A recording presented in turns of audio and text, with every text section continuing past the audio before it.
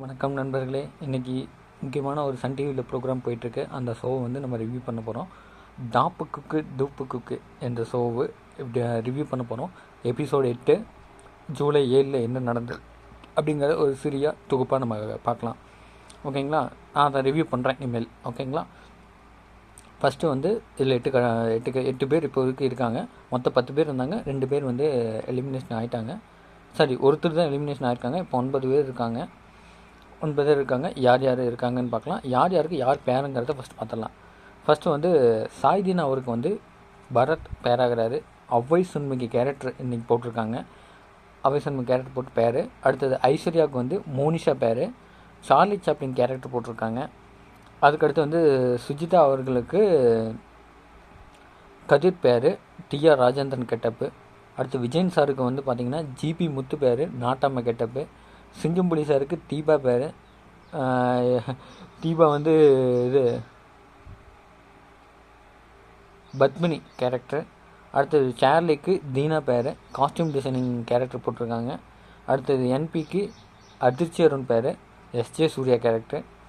சைத்துக்கு முகுந்த் பேர். அதுக்கு கேரக்டர் வடிவேலு. ஓகேங்களா? ஓகே, இதுதான் எல்லா இடத்துக்கும் பேரானதுக்கப்புறம் ஒரு டாஸ்க் வைக்கிறாங்க. கோல்டன் டேபிள் சேலஞ்ச் வச்சுருப்பாங்க. அந்த கோல்டன் டேபிள் சேலஞ்ச் என்னென்னா, இந்த தடவை ட்ரை கலர் ஜிலேபி போடணும். அது வந்து ட்ரை கலர் ஜிலேபினா 3 கலரில் க்ரீன் அண்டு ஆரஞ்சு 3 கலர்ஸ் கொடுத்துருந்தாங்க. 3 கலர்ஸில் அவங்க போடுறாங்க. போட்டு யார் குவான்டிட்டி அதிகமாக போட்டிருக்காங்க அப்படிங்கிறது தான் அதனோட டேபிளோட வின்னரு. அதில் வின் பண்ணது யார் பார்த்தீங்கன்னா என்பியும் அண்டு அதிர்ச்சி அருண் தான் வின் பண்ணுறாங்க. அவங்க தான் அதிகமாக போட்டு அந்த கோல்டன் டேபிள் சேலஞ்சும் வின் பண்ணியிருக்காங்க.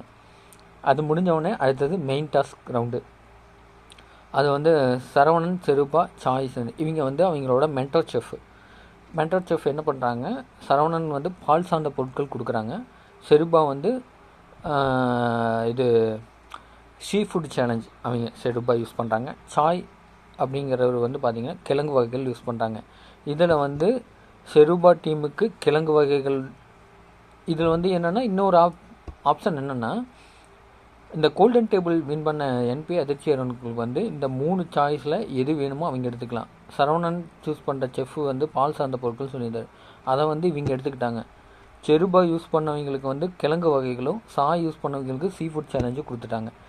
ஏன்னா இந்த கோல்டன் டேபிள் ஆப்பர்ச்சுனிட்டிங்கிறது இதுதான். நம்ம சூஸ் பண்ண வேண்டியது எதுவோ நமக்கு தேவையானதை நம்ம எடுத்துக்கலாம். அதுக்கப்புறம் மிச்சம் 2 இருக்குது பக்கத்து டீமுக்கு மாற்றி விடுறது இவங்க கையில் தான் இருக்குது. அதனால் அந்த டேபிளுக்கு வந்து ரொம்ப எஃபெக்ட் பண்ணி வின் பண்ணது அது இவங்களுக்கு ஒரு பெஸ்ட்டு மூமெண்ட்டாக இருந்தது. கடைசியில் பார்த்திங்கன்னா எல்லாம் நல்லா ஃபன்னாகவே கொண்டு போகிறாங்க. ஸோ இன்னும் அது இன்ட்ரெஸ்ட்டாக இருக்குது மக்கள் பார்க்குறதுக்கு. அதுக்கடுத்து வந்து மெயின் டாஸ்க்கு இதுதான். மெயின் டாஸ்க்கு இதில் ஸ்டார்ட் பண்ணாங்க. ஃபஸ்ட் ரவுண்டு இது பண்ணும்போது பார்த்திங்கன்னா இவங்களுக்கு இன்ட்ரன்ஸ் என்னவா கொடுத்தாங்கன்னா மைம் ஆர்டிஸ்ட் கொடுப்பாங்க. இவங்க வந்து முன்னாடி உட்காந்துக்குவாங்க. குக்கு வந்து ஜட்ஜஸ் பக்கத்தில் உட்காந்த உடனே மைம் ஆர்டிஸ்ட் வருவாங்க. மைம் ஆர்டிஸ்ட்டை சொல்லி அதை அவங்களுக்கு கன்வே பண்ணணும். யாருக்கு? டூப்பு குக்குக்கு கன்வே பண்ணி அழகாக ஃபஸ்ட் ரவுண்டு முடிஞ்சுது. அந்த ஃபஸ்ட்டு என்ட்ரன்ஸ் முடிஞ்சுது. அடுத்த 2வது என்ட்ரன்ஸ்னா லெமன் ஸ்பூன் அவங்களுக்கு வச்சுட்டு அதை வச்சுக்கிட்டே இவங்க வந்து சொல்லித்தர மாதிரி பண்ணாங்க. அது என்னன்னா 5 செகண்ட்ஸ் இப்படி இருக்கும். 5 செகண்ட்ஸ் வந்து அவங்க நார்மலாக சமைக்கணும். அதுக்கப்புறம் 5 செகண்ட்ஸ் அடுத்த லெமன் ஸ்பூன் என்ட்ரன்ஸ் வரும். அதுக்கப்புறம் நார்மலாக இது பண்ணி டோட்டலாக டைம் முடிச்சிடுவாங்க.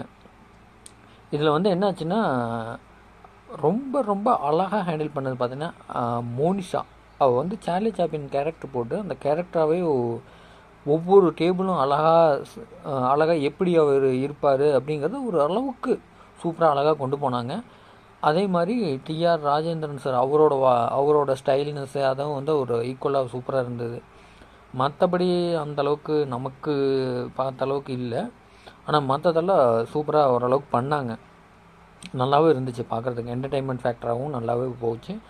அதுக்கடுத்தது பார்த்திங்கன்னா இதில் வந்து என்னென்னா ஐஸும் மோனிஷா டிஷ்ஷும் வந்து கொஞ்சம் கடைசி நேரத்தில் கொண்டு போகும்போது கொஞ்சம் கீழே இதாகி விழுந்துருச்சு. பாவம் அந்த பொண்ணு ஃபீல் பண்ணிச்சு. அதுக்கப்புறம் கடைசியாக அது கொஞ்சம் மேனேஜ் பண்ணி கொண்டாந்து அந்த பொண்ணு கரெக்டாக அதை மேனேஜ் பண்ணி கொண்டாந்ததில் கரெக்டாக செஃப் ஆஃப் த வீக் வாங்கிட்டாங்க.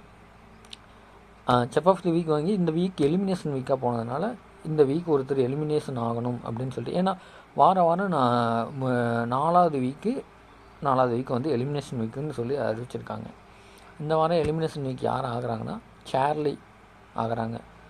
எல்லாத்துக்கும் ஒரு ஃபீல்னஸ் ஆச்சு. ஏன்னா நம்ம ஜேர்னி எவ்வளோ தூரம் வரணுங்கிறத தாண்டி அந்த ஜேர்னியில் நம்ம எவ்வளோ உழைப்பு போடணுங்கிறத நம்ம பார்க்கணும். அந்த ஜேர்னி இவ்வளோ சீக்கிரம் முடிஞ்சிச்சுன்னு பார்க்காது. அடுத்த ஜேர்னி நமக்கு புதுசாக ஸ்டார்ட் ஆகுதுங்கிற எய்ம் பண்ணிக்கிங்க. எய்ம் பண்ணிவிட்டு நம்ம புதுசாக அந்த ஜேர்னிக்கு என்ன பண்ணணும் அப்படிங்கிறத யோசிச்சுட்டு போயிட்டே இருங்க அப்படின்னு சொன்னார்.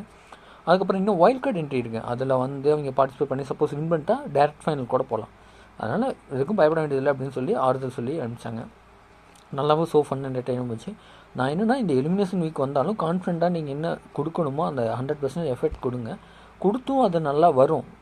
நல்லா அந்த அன்னைக்கு இப்போ எப்படின்னா நாளுக்கு நாள் ரேட்டிங் அதிகமாகிட்டே போகும். உங்களோட கண்டென்ஷன் குறையும் போது உங்களோட ரேட்டிங் அதிகமாகும் போது உங்களுக்கு அதுக்கு தகுந்த மாதிரி ப்ராடக்ட் வந்து நம்ம வந்து நல்லா கற்றுட்டு நல்லா கொடுங்க.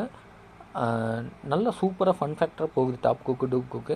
இனிமேல் ரெகுலராக கண்டினியூட்டியாக எல்லோரும் பாருங்கள். நான் ரெகுலராக உங்களுக்கு வாரம் செவ்வாய்க்கிழமை இல்லைன்னா புதன்கிழமை உங்களுக்கு ரிவ்யூ பண்ணுறேன். ரெகுலராக பண்ண ஆரம்பிக்கிறேன். ஓகேங்களா?